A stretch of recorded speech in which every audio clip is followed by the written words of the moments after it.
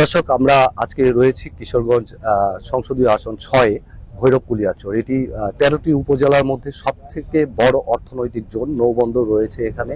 জনাব শরীফুল আলম, আমি আপনার কাছে প্রথমে প্রশ্ন করতে চাই, আপনি খুবই গুরুত্বপূর্ণ আসন থেকে কিশোরগঞ্জের নির্বাচনটা করছেন, আপনার কি পরিকল্পনা রয়েছে? প্রথমত আমার যে চিন্তা ভাবনা সেটা হলো এই ভৈরব শহরকে রক্ষা করতে হবে। এই ভৈরবকে রক্ষা করতে হলে এখানে ভৈরব শহর রক্ষা বাদ আমরা সেই জগন্নাথপুরের ঘাট থেকে বাজারটা কমপ্লিট করে আমরা সেই কালীপুর থেকে শুরু করে রামশঙ্করপুর হয়ে সেই মেহেন্দিপুর পর্যন্ত আমাদের একটা বেড়িবাঁধ করার একটা পরিকল্পনা আছে। এখানে আসলে ব্যবসায়ীরা যাতে সুন্দরভাবে ব্যবসা বান্ধব পরিবেশ থাকে, এক্ষেত্রে এখানে চাঁদাবাজ মুক্ত পরিবেশ রাখা এবং সবাই যাতে সুন্দরভাবে বসবাস করতে পারে, আইন শৃঙ্খলা পরিস্থিতি ভালো রাখা যায়, এটা আমাদের একটা বড় চিন্তা। ভৈরবটা যোগাযোগের ক্ষেত্রে এত ভালো, নদী পথ, সড়ক পথ, রেলপথ সব দিক দিয়ে এখানে একটা প্রযুক্তি বিশ্ববিদ্যালয় হতে পারে। আল্লাহ যদি রহমত করে, এখানে স্বাস্থ্য খাতে আমাদের জনগণ, প্রান্তিক জনগোষ্ঠী যাতে স্বাস্থ্যের সুফল পায়, এ ব্যাপারে আমাদের চিন্তা ভাবনা আছে। রাস্তাঘাট, ভৌত অবকাঠামোগত সবকিছু মিলিয়ে আমরা একটা মানবিক সাম্য সহ অবস্থানের একটা সমাজ ব্যবস্থা আমরা তৈরি করতে চাই।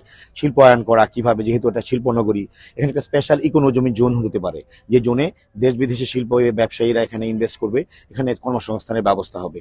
বড় দল নমিনেশন 6টা নির্বাচন এলাকা, 2-1টা জায়গায় নমিনেশন নিয়ে একটু মনে বিক্ষুব্ধতা আছে, অনেকটা প্রশমিত হয়েছে। আমি বিশ্বাস করি ইনশাল্লাহ আগামী কিছুদিনের মধ্যে এই বিষয়গুলা সমাধান হবে। আতাউল্লাহ আমিন সাহেবের কাছে জানতে চাইবো যে বিএনপির তো খুব হেভিওয়েট প্রার্থী এখানে রয়েছে, কতটুকু আপনার জন্য জয় নিশ্চিত করা সহজ হবে? এবারের এই ত্রয়োদশ জাতীয় সংসদের এই নির্বাচন শুধুমাত্র একটা দলকে ক্ষমতায় বসানোর জন্য নয়। আমরা মনে করি জুলাই জাতীয় সনদকে বাস্তবায়নের মধ্য দিয়ে গণভোটে হা ভোট জয়যুক্ত হয়ে বাংলাদেশের রাজনৈতিক বন্দোবস্তের আমূল পরিবর্তন হবে। আমাদের দীর্ঘদিনের দাবি ভৈরবকে জেলা করা। আমরা যদি ক্ষমতায় যেতে পারি, প্রথমেই আমার টার্গেট এবং লক্ষ্য 65তম জেলা হিসাবে ভৈরবকে স্বীকৃতি আদায় করা এবং ঘোষণা করা। মেহেন্দিপুরকে কেন্দ্র করে একটা ইকোনমিক জোন করার একটা পরিকল্পনা আমাদের আছে।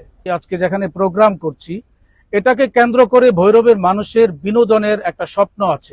মেঘনা নদীর এই তীরে আমরা একটা সুন্দর বিনোদন কেন্দ্র গড়ে তুলব। মানুষ পরিবর্তনের পক্ষে বিশেষভাবে তরুণ এবং যুবকরা দীর্ঘ অনেকগুলি ট্রামে তারা ভোট দিতে পারে নাই।